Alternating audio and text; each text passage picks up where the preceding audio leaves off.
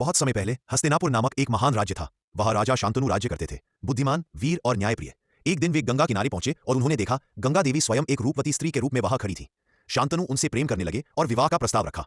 गंगा ने कहा, मैं तुमसे विवाह करूंगी, लेकिन एक शर्त है, तुम कभी मुझसे कोई प्रश्न नहीं करोगे, चाहे मैं कुछ भी करूं। राजा ने शर्त मान ली। विवाह हुआ और समय बीतता गया। गंगा ने 7 पुत्रों को जन्म दिया, लेकिन हर बार उन्हें जन्म के बाद नदी में बहा दिया। राजा दुखी होते पर वचन निभाते हुए कुछ नहीं बोले। जब 8वें पुत्र को वह बहाने लगी, तब शांतनु खुद को रोक नहीं पाए और बोले, ये क्या कर रही हो? गंगा मुस्कुराई, राजन, तुमने वचन तोड़ा, मैं जा रही हूं, पर यह 8वां पुत्र तुम्हारे पास छोड़ रही हूं। यह बहुत महान होगा, इसका नाम देवव्रत है। यही बालक आगे चलकर भीष्म पितामह बना। वर्षों बाद शांतनु को फिर प्रेम हुआ, इस बार सत्यवती नामक एक मछुआरे से। पर सत्यवती के पिता ने शर्त रखी कि उसके पुत्र ही राजा बनेंगे।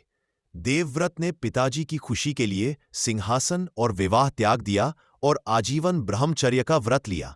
देवताओं ने उन्हें आशीर्वाद दिया, जब तक वे स्वयं न चाहे मृत्यु नहीं आएगी। इस वचन के कारण उन्हें भीष्म कहा गया। सत्यवती के 2 पुत्र हुए, चित्रांगद और विचित्रवीर्य।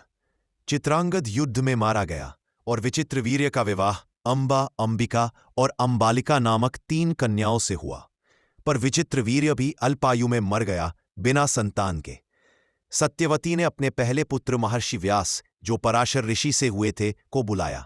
व्यास ने नियमों के अनुसार संतान उत्पत्ति का कार्य किया, जिससे पांडवों और कौरवों की वंश रेखा शुरू हुई। अंबिका से जन्मे धृतराष्ट्र, अंबालिका से पांडु और एक दासी से विदुर उत्पन्न हुए। धृतराष्ट्र अंधे थे, इसलिए सिंहासन पांडु को मिला। पांडु के 2 रानियां थीं, कुंती और माद्री। पांडु को एक शाप मिला कि यदि वे स्त्री के साथ संबंध बनाएंगे तो मर जाएंगे, इसलिए उन्होंने वनवास ले लिया। कुंती को एक वरदान था, वह किसी भी देवता को बुलाकर संतान पा सकती थी। इस प्रकार उन्होंने पुत्र प्राप्त किए। 1 युधिष्ठिर धर्मदेव से, 2 भीम वायुदेव से, 3 अर्जुन इंद्रदेव से। माद्री को वरदान देकर उन्होंने भी 2 पुत्र पाए, नकुल और सहदेव, अश्विनी कुमारों से। ये 5 कहलाए पांडव।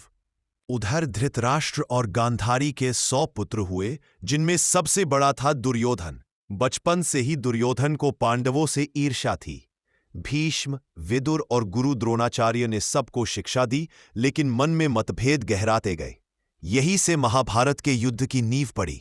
यह पर्व बताता है कि कैसे वंश चला, भीष्म का जन्म हुआ, पांडवों और कौरवों की शुरुआत हुई और कहानी यहीं से युद्ध की दिशा में बढ़ती है।